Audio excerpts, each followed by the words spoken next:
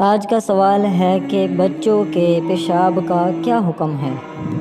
علماء کرام اور مفتیان کرام نے اس کا جواب دیا، پیشاب علی الاطلاق نجاست مغلظہ میں سے ہے، چاہے بچوں کا ہو یا بڑوں کا ہو، اور اس کا حکم یہ ہے کہ بقدر 1 درہم یعنی ہتھیلی کی گہرائی کے بقدر یا اس سے کم کپڑوں پر لگ جائے اور اس کے ساتھ نماز پڑھ لی جائے تو نماز تو ہو جائے گی، لیکن اگر معلوم ہو جانے پر اس کو بھی دھو کر نماز پڑھ لینی چاہیے،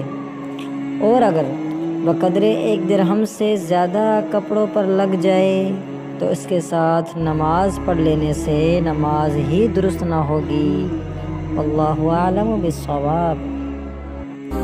رقينا يا شوقا ولتعب ظرفا